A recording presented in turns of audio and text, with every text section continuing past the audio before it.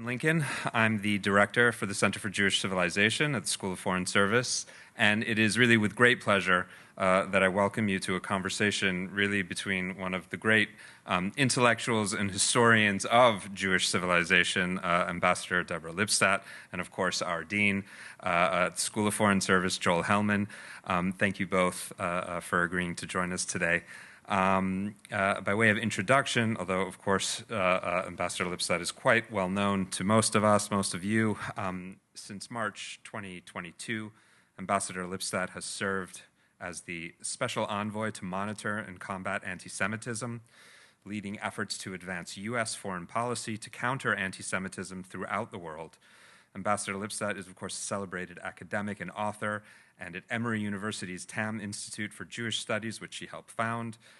She served as the Dorot Professor of Modern Jewish History and Holocaust Studies. She's also taught at the Universities of Washington, UCLA, Occidental College, and has served as a research fellow at the Sassoon International Center for the Study of Anti-Semitism at the Hebrew University of Jerusalem.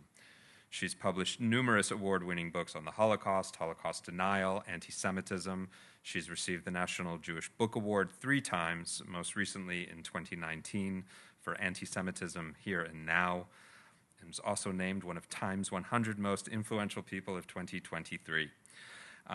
In April 24, Ambassador Lipstadt was elected to the American Academy of Arts and Sciences, one of the oldest learned societies in the United States, and is also well known for having been sued for libel by David Irving, one of the world's leading Holocaust deniers. Of course, the case, which lasted for 6 years and was heard in court in a 12-week trial, resulted in Irving being declared by the court to be a right-wing polemicist who engages in anti-Semitism, racism, and misogyny. And many of you might know the trial was depicted in the 2016 film Denial, which was based on her book History on Trial, My Day in Court with a Holocaust Denier. So it is with tremendous respect and gratitude that we welcome Ambassador Lipstadt and her team to Georgetown. And as noted, she will be joined on the stage by Dean Hellman. We'll engage in conversation for the next 20 minutes or so, followed on the topic of anti-Semitism as a tool for malign influence and its effects on democracy, followed by questions and answers from the audience. Ambassador Dean Hellman, please. Thank you very much. Thank you very much, and it's You're wonderful welcome. to have you It's here. It's great to be here. I love this setting. I want to go poke around if you'd like afterwards. Yes. We will have an abbreviated conversation here because I do want to make sure we have a chance to answer and engage with questions. Just a heads up, because Ambassador Lipstadt came a bit late, we will run a bit late ourselves. For those of you who have to go for events or 4:30 or classes, we understand. But we will go a bit later so we can get more in. And I apologize for being late, but I guess I have the best excuse in Washington. You certainly do. So let's get right into the questions. I'd actually like to hear your thoughts about how you see the growth and changing nature of anti-Semitism prior to October 7th. We're going to talk about things, but what was happening in the run-up to this set of events, and how did you see the issue when you were first appointed? Right. When I was first appointed, one of the things that really drew me to take the job, I mean, I have friends here, senior people in senior jobs, where you teach limited amounts, you have people to help you, you research, you write, and you say what you want to say. Nobody has to clear it, you know? So I thought, do I want to do this at this stage? And someone said to me, but think of all the opportunities with the Abraham Accords. And that really drew me into putting my name in the, accepting the invitation to be nominated, and then going through the somewhat drawn-out confirmation process. Because it was a chance to do something proactive. And usually when you're fighting prejudice and you're fighting hate, you aren't doing anything proactive. You're reacting to situations, and here was a chance to do something proactive.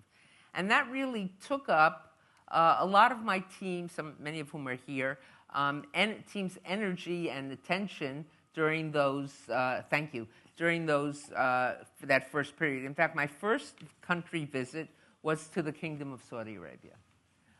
We went in July, end of June, and someone in the building said to me, an assistant undersecretary said to me, Deborah, the word in the building is you're one of our smarter, more accomplished appointees. You have 7 books, Can you tell me what you're doing going to the Gulf in June, end of June, July? I said, making a point. She said she got it. It was my first time. It was a really very productive visit, and it's produced an ongoing relationship with Saudi leaders, then to the UAE, et cetera. And what all that was about was to separate, to some extent, the anti-Semitism from the geopolitical crisis. Now, we all know, unless you've been living under a rock for the past 12 months or something, that the geopolitical crisis can often, and often does, morph into overt anti-Semitism. But I think it's also important to recognize that one is a geopolitical crisis and one is a form of prejudice. And we were working very hard on that. Things changed dramatically after October 7th, and I'm sure you'll have more questions on this, but one of the things that has evolved since then, and I think this is important particularly for students in this institution who are thinking of diplomatic careers and things like that, is a expanded and more nuanced perspective on what is anti-Semitism. And it became increasingly clear to me that the way to think about anti-Semitism is in a multi-tiered fashion. And originally I used to talk about 3 prongs like on a pitchfork, but those are separate and apart. Each one is discrete. Multi-tiered, one flows into the other. And the cornerstone, of course, is anti-Semitism as a human rights issue, as a threat to Jews, Jewish communities, Jewish institutions, and those associated with them either directly or indirectly.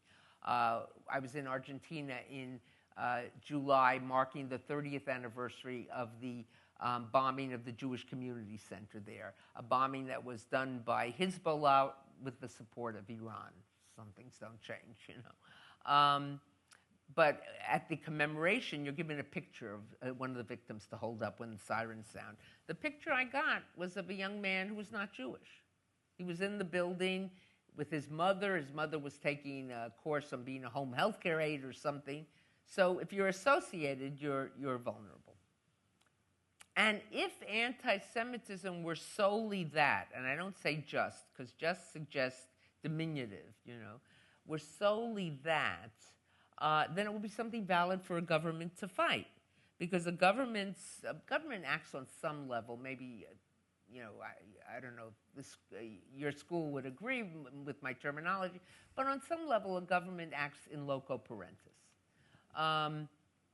And its job is to take care of its citizens, and especially the vulnerable. Particularly in a democracy, you take care of the vulnerable. So if anti-Semitism were only a threat to a group in your community, it would be a valid thing to fight, as with racism and other kinds of hatreds, etc. But it is more than solely that. Excuse me.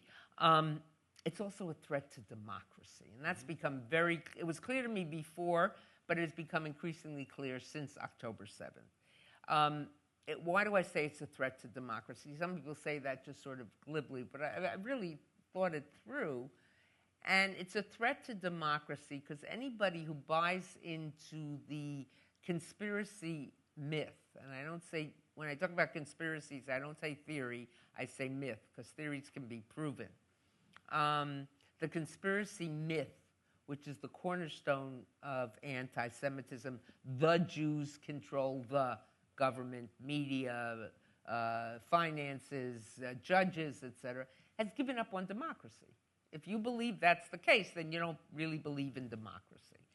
And the mirror image of that, or to complete that picture, very often the people who are the objects of the hatred are not sure, or of the prejudice, are not sure if can or will the authorities protect us? Can or will, two very separate things, but both with the same result, that you lose faith in whether they're going to take care of me. So both have lost faith in democracy. So that's the second level. And the third level is a threat to national stability, security and stability. And the example I like to give, because it's so classic, is from 1959. I know that goes way back. But in 1959, there was, at the end of 1959, November, December, there was an outbreak of anti-Semitism in the Federal Republic of Germany, West Germany. Remember, that was when there was an East Germany and a West Germany. And it's pretty benign compared to what we're seeing today, but still, cemeteries, Jewish tombstones were knocked over. Many of them had just been righted in the years after the Shoah, after the Holocaust. Synagogues had swastikas painted on them, etc., newly rebuilt synagogues. And people began to say, my God, are the Nazis back? I mean, it was only 14 years after the end of the 14 and a half years after the end of the war, so it wasn't are the neo-Nazis, but the Nazis are back. And it spread to other countries, including this country. People were suspicious about its origins, but nobody had the proof. Until many years later, a high-ranking KGB official defected, and he was having lunch with a man who's a professor at, can I say it here, Hopkins? Can I say that? Okay. Allowed once. Okay, that's it. Who was a specialist in what the Soviets and the Russians call active measures, sure. Active ways of disinformation, mainly disinformation. And he showed him a picture of the Cologne synagogue, which had a big swastika painted on it. And the guy said, oh, that was us. That was the KGB and the Stasi. So you have to ask, why were the KGB and the Stasi so interested in doing this in 1959?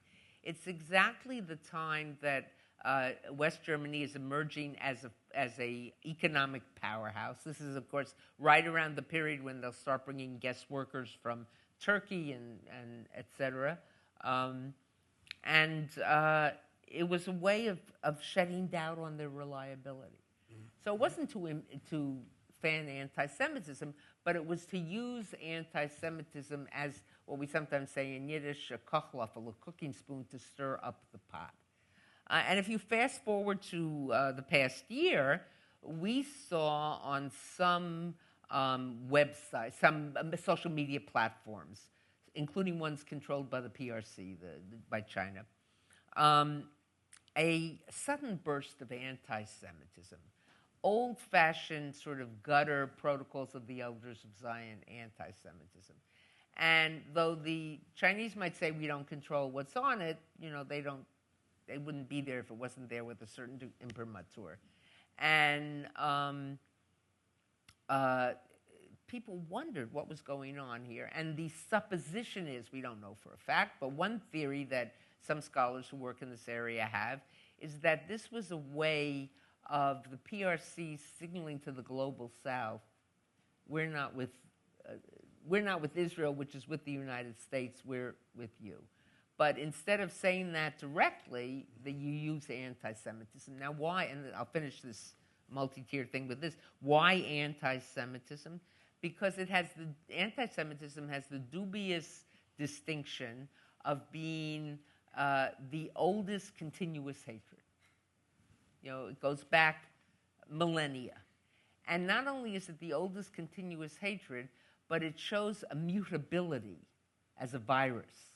We now know much more about viruses over the past 4 or 5 years, how it adapts and shapes to its environment. So you can find anti-Semitism in early stages in ancient Rome as the Catholic Church, Christian Church, is emerging. They use it to differentiate themselves. You find it in Islam as Islam is emerging. Different views, but it's certainly there. You find it Protestantism, Martin Luther, who first reaches out to the Jews and then turns on them and writes some horrific things. You find, now let's not just blame religion, you find it Voltaire, who hated the Catholic Church, but engages in overt anti-Semitism, which sounds like it could have come from the most fervent anti-Semite in the church, in his attack on Jews. And then you can move out of religion completely. Karl Marx, eugenics, Nazism, communism. So it has this ability to mutate. It's the only hatred that comes from right and left. And the way I talk about it now, I used to talk about it as along a spectrum, from the far right to the far. Now I talk about it as a horseshoe, that the two ends of the horseshoe meet, and they share the same. This is the interesting thing. You take a far left, far right, and they're both saying the same things in their hatred of Jews. They're both, so you would think they would have entirely different perspectives. So I've begun to see, it's a long answer to your question, but I've begun to see it in this multi-tiered fashion that you can't just fight it as a human rights prejudicial issue, but it's got many more tiers to it and nuances to it. And as this, because it is so mutable, that it's such a difficult thing to fight. Well, you started the explanation by sort of saying that when you took the job, you tried to separate out the geopolitical dimensions from this very, very complex understanding, multi-tiered understanding of anti-Semitism. But obviously the geopolitical dimension of this has now come roaring back since October 7th. How does your understanding of what you just described, the complexity of this story, its relationship to democracy, stability, and human rights, how is that mutated yet again by its very, very close relationship to a true geopolitical crisis? So, excuse me. I think it's important to say, I don't think it's necessary to say it because you should all know this. If you're associated with such a fine institution, this should be a given. But criticism of Israeli policy is not anti-Semitism. If that were the case, the hundreds of thousands of Israeli citizens who are on the streets every Saturday night in protests, political protests, would be anti-Semites, and clearly they're not. So we're not talking about that. But we're talking about when the criticism of the policy morphs into anti-Semitism, or often is used by anti-Semites as a cover for their own anti-Semitism, or Jews are attacked. I just read a report from Canada. I believe it was in Montreal. There was a pretty violent demonstration in front of a Jewish old age home, a pro-Palestine. So you have to ask, what's that doing in front of a Jewish old age home? So that's where that's just one example, and there are sadly dozens more of that morphine. And it becomes quite difficult and becomes very touchy. But it's something that we address. We're very careful in my office because we have hundreds of colleagues, if not more than that, in the State Department who handle issues of the Middle East, the Near East, et cetera. And that's not my remit. But when that, again, morphs over into anti-Semitism, then we...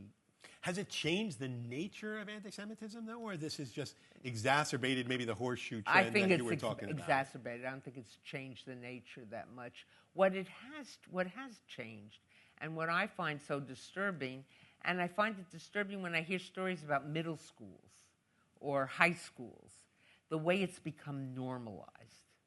A parent who has a kid in a very fine middle school told me that the kids in her, the other students in her son's classes had thrown pennies on the floor and said, "Hey, Jew, go get the pennies."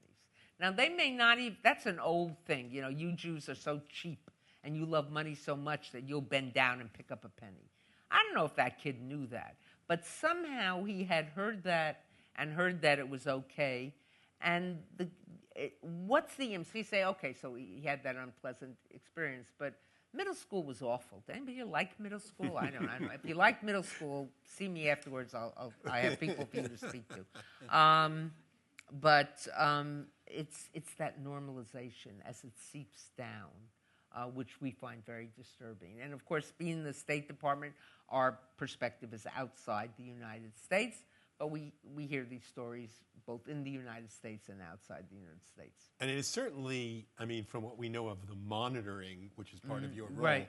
and function outside the United States, it is certainly extended dramatically the incidence of anti-Semitic violence, anti-Semitic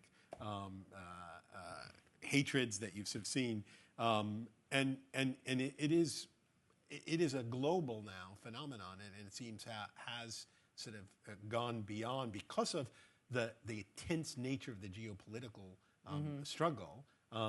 Do you see it kind of extending its reach much further out into places that it wasn't an issue before? No, not so much that, though that does happen.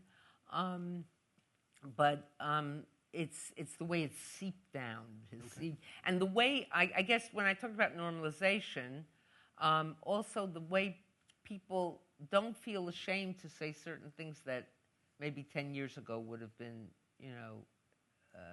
whether it's Hitler didn't kill enough of you, or, Jews to the gas, or whatever it is.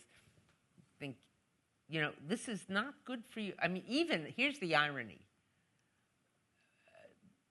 People associated with some of these terror groups in the Middle East tried to counsel some of these protesters. That's not good for the cause when you say, Jews to the gas. Now, if you're against saying Jews to the gas because it's not good for your cause, you're not really against Jews to the gas. But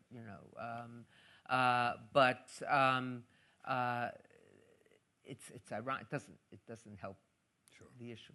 But you have surely heard the criticisms that anti-Semitism has been used and instrumentalized as a way to narrow debate and narrow criticism of Israel, even though it's, as you say, it's obvious the distinction between Israel policy and anti-Semitism. But how do you respond to this notion usually, of the instrumentalization to be very honest, I usually hear that complaint from people who've engaged in anti-Semitism. Like someone who engages in overt racism and then says, but I'm not a racist,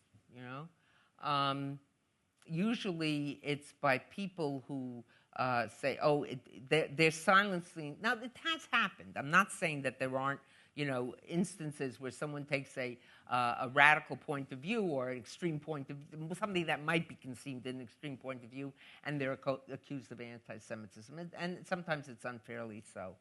But by and large, I find that a defensive mechanism of the people. Because I haven't seen much silencing of views. Mm-hmm. I haven't seen the students on campus, being limited in what they can say.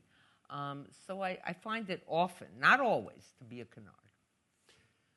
I'm curious, actually, we just heard Prime Minister Netanyahu at the United Nations. And, he made some very strong statements about anti-Semitism in the international community and in international organizations. Mm-hmm. He referred to international organizations, the UN, as a swamp of anti-Semitic bile. I mean, as someone who is trying to... I wouldn't have used that kind of phrase. Mm-hmm. Because the question is, to what extent does that create the impression that it is being used and instrumentalized? Well, the UN doesn't have a great track record.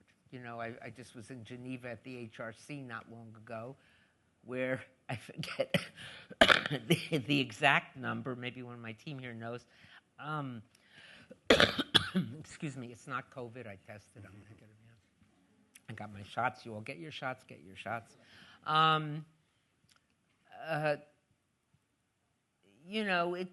It's there often is, after I said that's often a canard, but there are those who engage. I don't think, and I thought this even before I became a diplomat, but more so now, that kind of rhetoric is helpful. Uh-huh.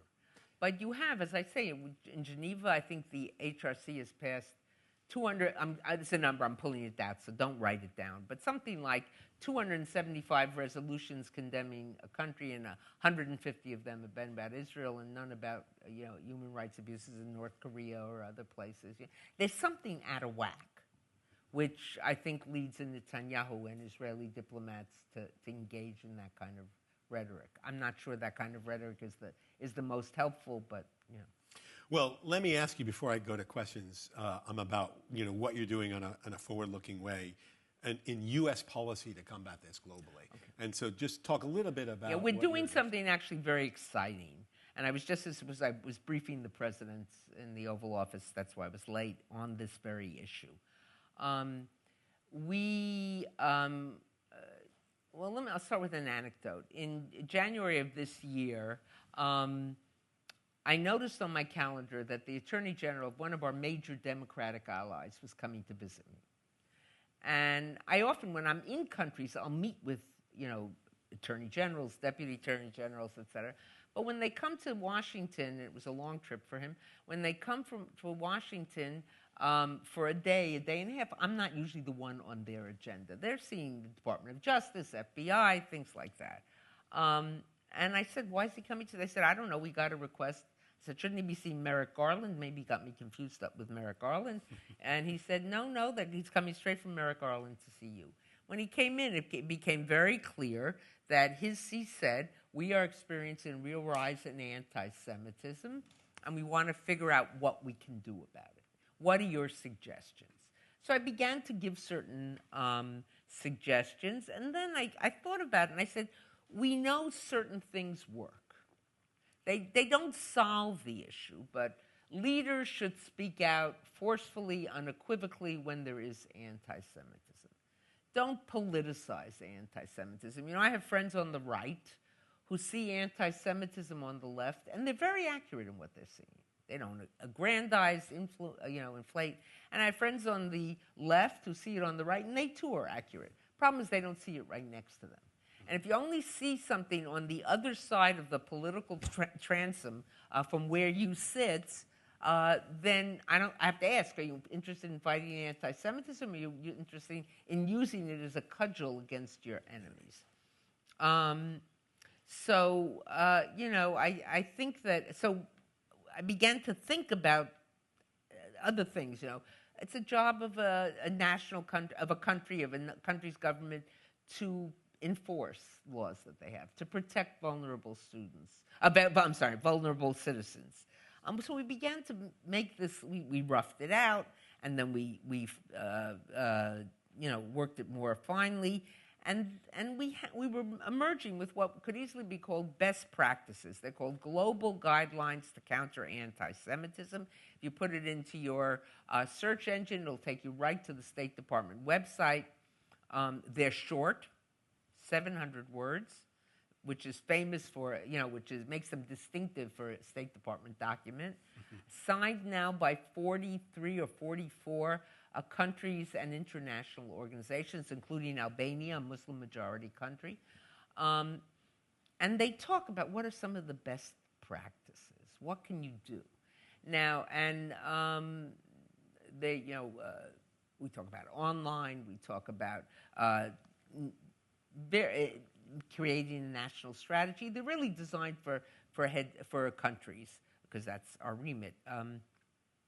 But what we have found is that, what I have found, both in this country and abroad, that some university presidents or others are looking at these as maybe guidelines for them, Enforce your laws. If you have a law against, taking over a building, then it should be enforced. Protect vulnerable students, etc. That would be for a university. And we've been we started in mid-May to solicit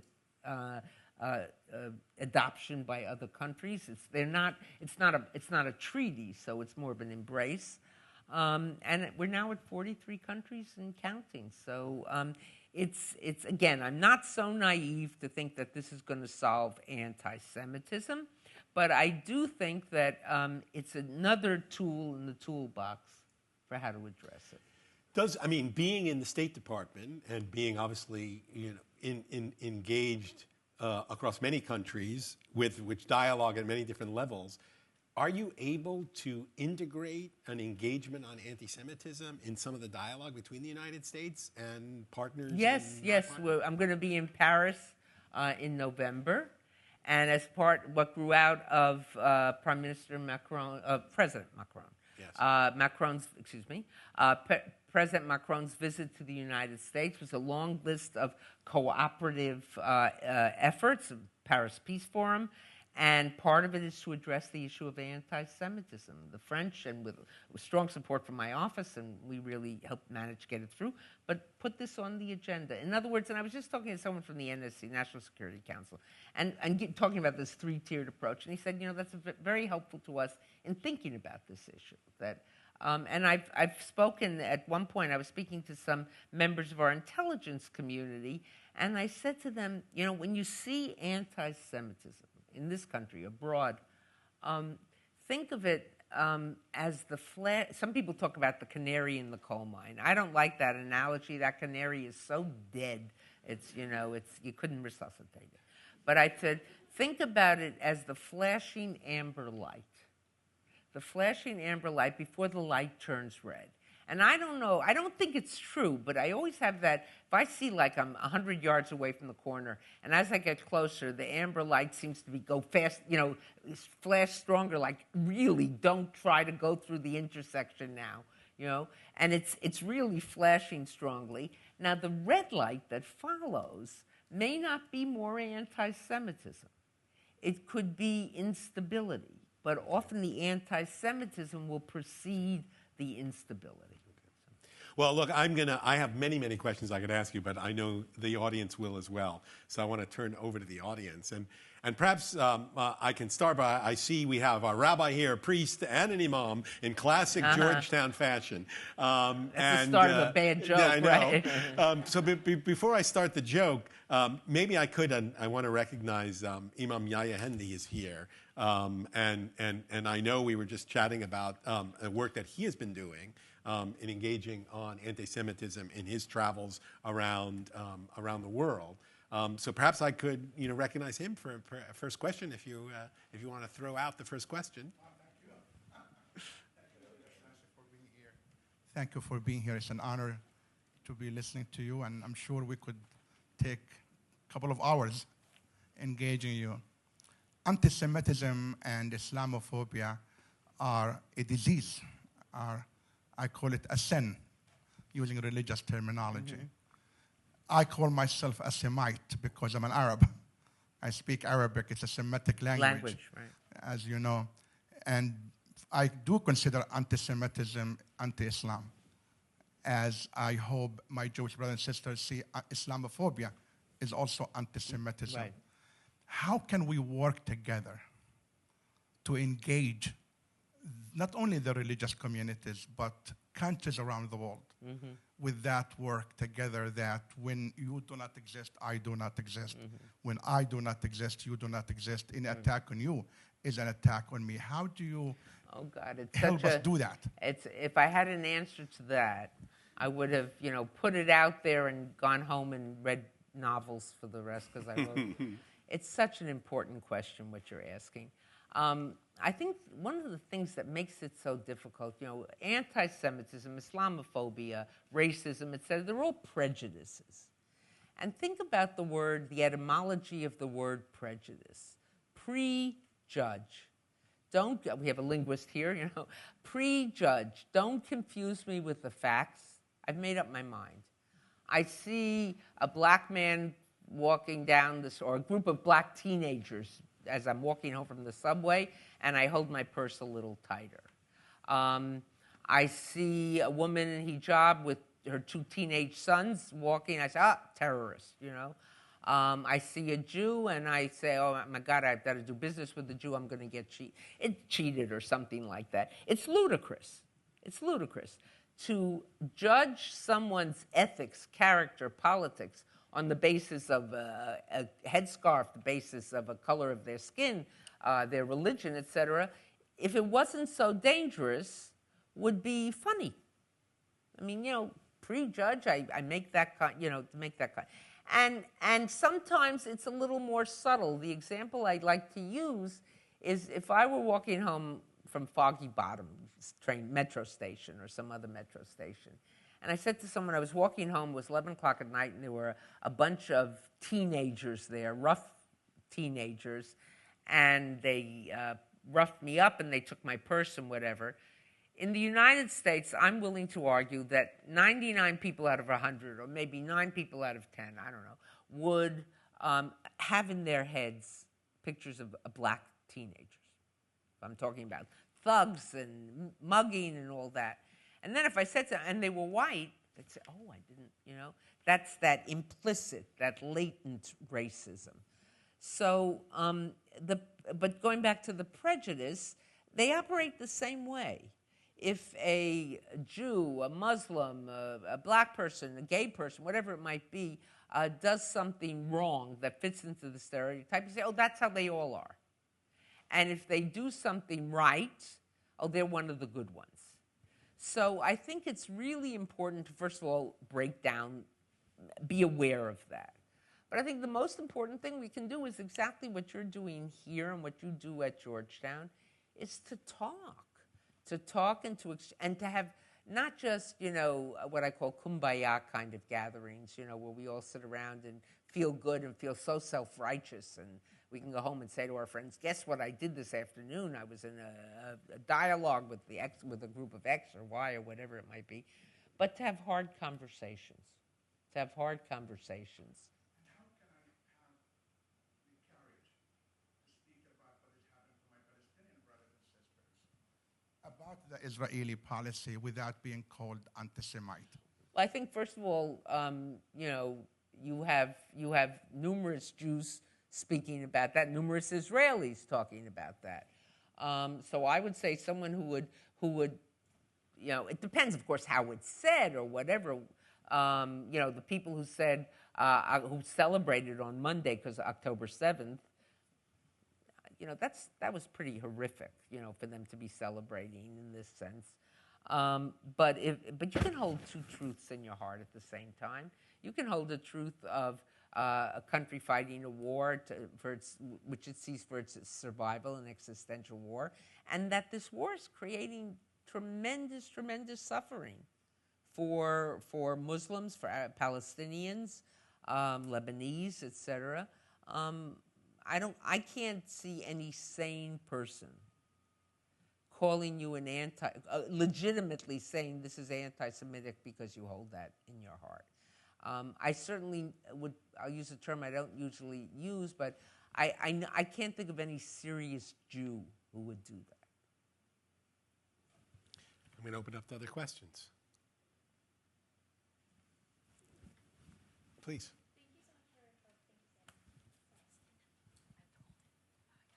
Thank you so much for speaking with us today. I'm so grateful that you're here. I was wondering if you'd speak more on campus anti-Semitism and how that connects, and how that might be an issue of national security, specifically on campuses, and how government and universities should work together, or maybe where universities should take charge on combating this. Right. Well, you know, as I said, because I'm in the State Department, my remit is abroad. And so to talk about what policies and how the government, and especially domestically, should work is really outside my remit. But what we do know, and our Director of National Intelligence, Avril Haines, issued a statement back in early July saying that we know that some of the campus protests were, and she was very careful in her wording, as she always is, and this wasn't the way she said it, but I think she may have used the word amplified, or it was ginned up by malign actors, including those associated with Iran, either directly or indirectly. She did not suggest, in fact, she made it clear that she was not saying that the protests were created out of naught, ex nihilo, by these foreign actors, but certainly that foreign actors were using them as a means of furthering their ends. So, and we know that we've seen that in other regard as well, that while I'm not in any way denying that there's students on these various campuses who feel very passionately about this, that it also has a non-organic quality to it. I think we've seen a tremendous failure of universities abroad and locally, domestically, to take the issue seriously. And I think that there's been a certain change in tone. We're just a little way into the academic year this year. But on how they should work and how they should work with government, that's really outside my, we'll take you over to the Department of Education.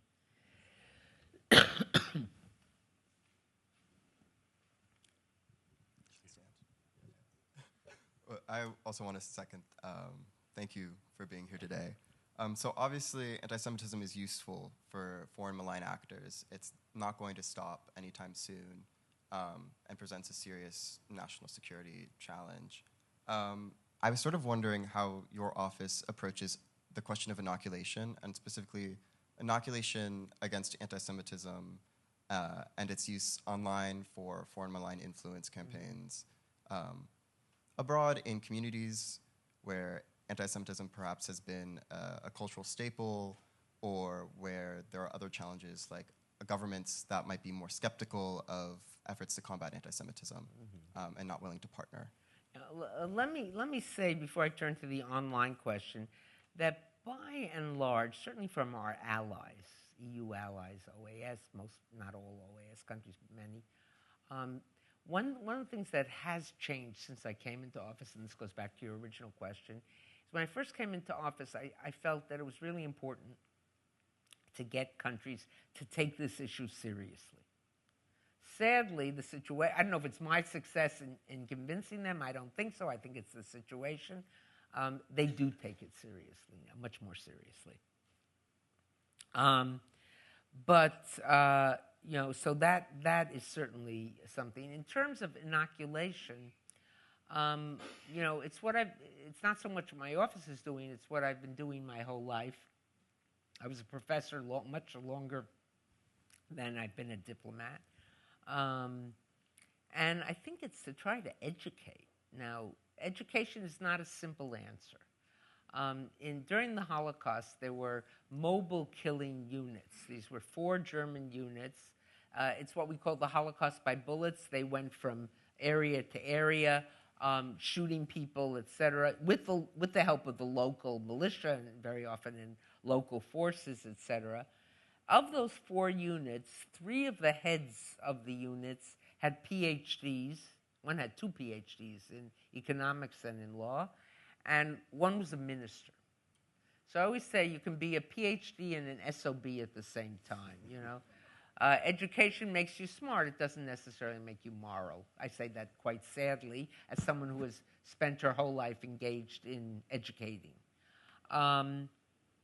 But I still believe that that's one of the ways of inoculation.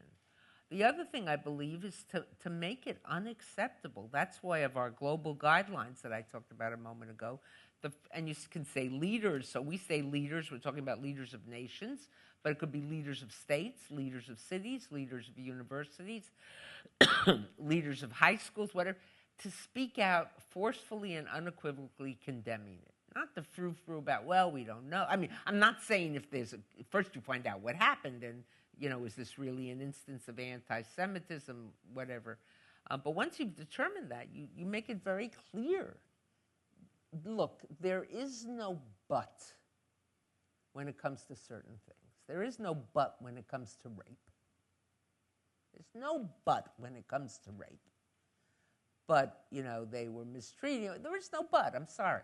Anybody who engages in a but, and I say that quite forcefully because of the abject failure of human rights groups, feminist groups, many of which I've been part of for years, to condemn the sexual violence, the gender-based violence, which is, fancy word of rape and all sorts of other kinds, that took place on October 7th.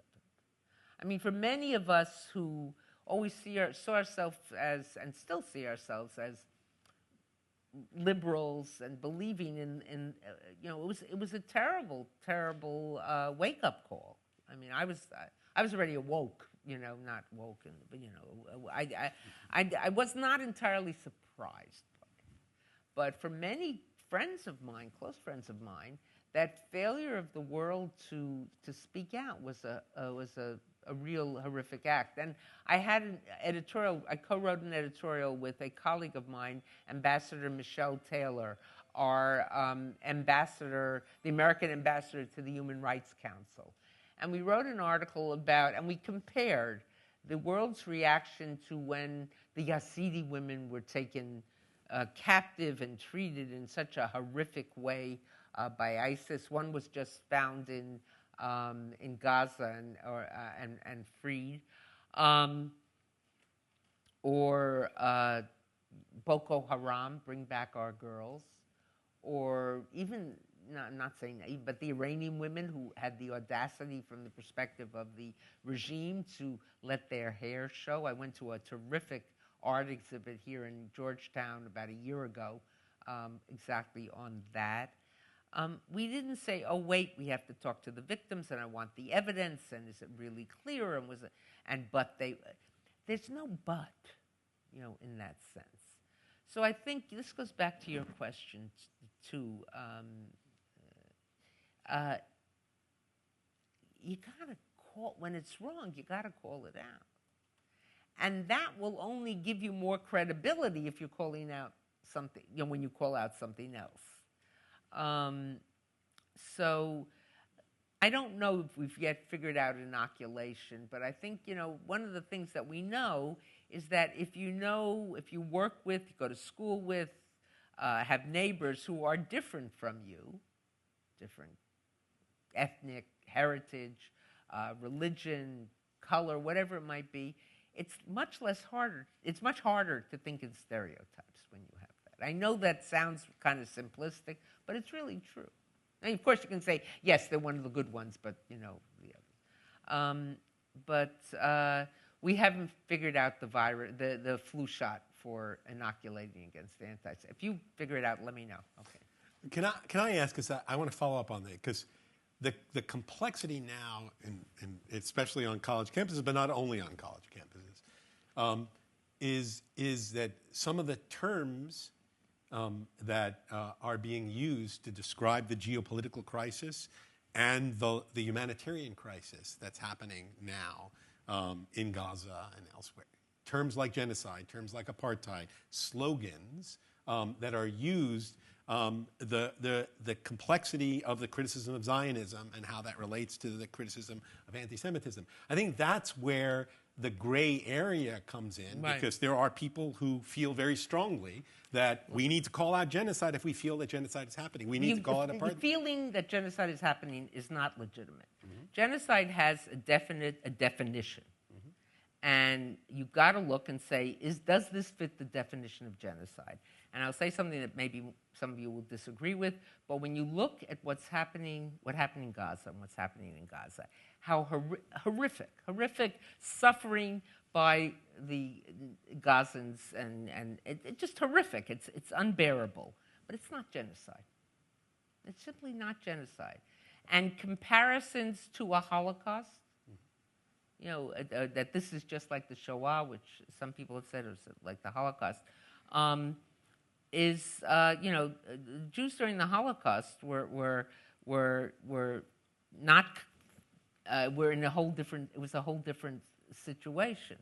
They weren't responding to. What happened? The Germans weren't responding on an attack on them by the Jews. So I think you have to be very careful, and that doesn't take away one iota of the suffering. Mm-hmm. But use of terms apartheid and Jim Crow and things like that, though you're not allowed to ask hard questions about those things, I think this doesn't help the matter. I think I'm very much believe in, I can see what's happening and say this is unbearable, but I don't have to sloppily engage in terms which aren't accurate. Mm-hmm. So. I saw more questions. Yeah, gentleman back. Thank you very much. Oh, sorry, yeah. So I'm curious, when you analyze countries throughout the world and say their societies, I'm wondering, is there a correlation between any sort of decline in anti-Semitism and an increase in secularism? Is there a correlation between secularism and decline in anti-Semitism in any particular society? That's a fascinating question, and it's a good topic for a book. It's not exactly how we work in that sense, but if I'm thinking back, I don't, in other words, is religion the cause of all this hatred on some level? I'm not sure that works. I'm not sure. I've known too many people of sincere faith, Christians, Muslims, Hindu, etc., who are appalled by ethnic stereotyping, prejudice, not only from the depth of their soul, but from the depth of their belief as people of faith. I think it's too easy. Yes, religion has proved, I grant you, I think this is implicit in your question, that religion has often been the camouflage behind which this prejudice has taken place. And, and people have, numerous people of all, not just Jews, have suffered and died mightily. But I'm not sure that I'm willing to, look, we had the Soviet Union. Soviet Union's anti-Semitism only pales because it came right after the Holocaust. The Soviet Union was a bastion of anti-Semitism. So I don't think, I would have to, defer on that. Yeah, the gentleman here with the blue sweater. Thank you, Ambassador. I've been a fan for a while. I hope you still are. So I'm unfortunately also a Twitter user.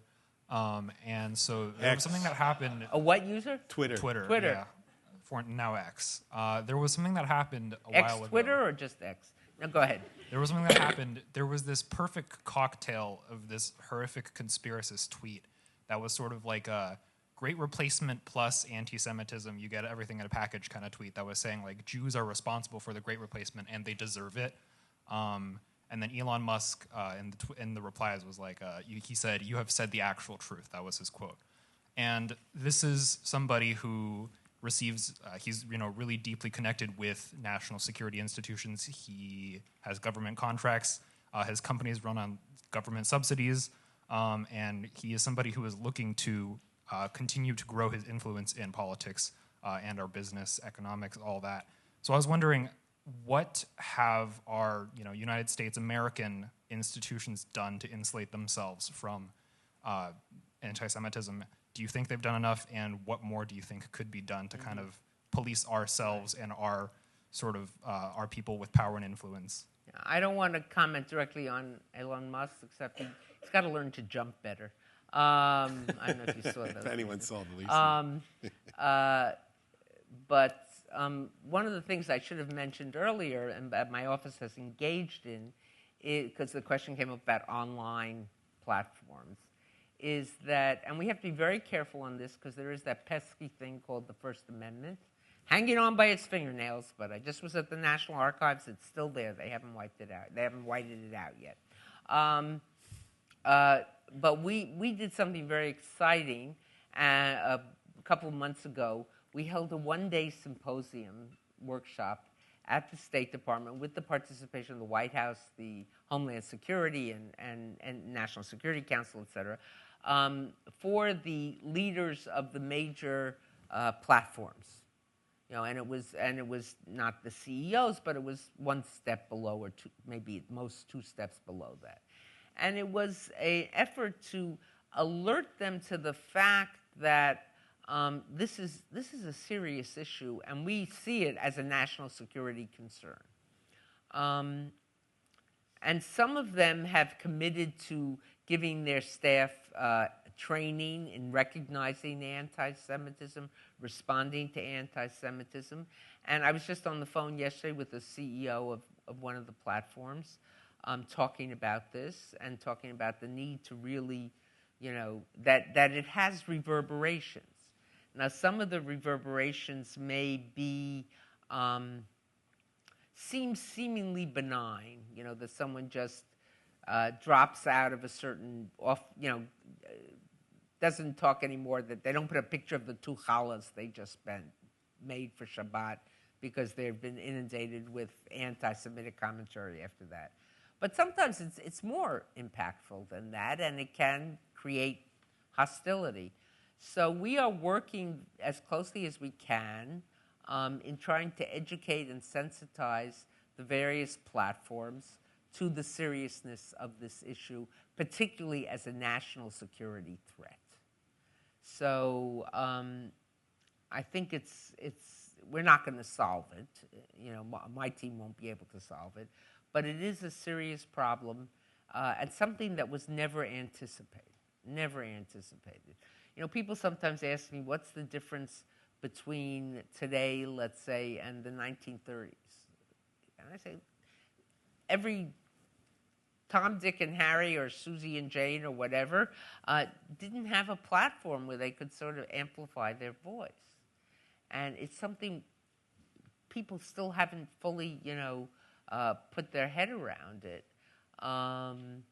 And it's become a very serious vehicle for spread of anti-Semitism, for spread of misinformation, for spread of Islamophobia, for spread of racism, for spread of prejudice, for ginning up crowds, and people to think badly of certain things. And it's a matter of great concern. It's great. It's going to be your problem on some level. It's really, looking at the students here, we all use social media. You checked it the first thing this morning. You probably, while you were waiting for this to begin, were checking it again.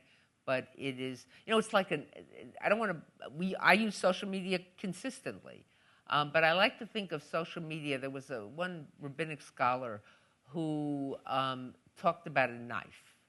And he said, a knife in the hands of a surgeon can save a life.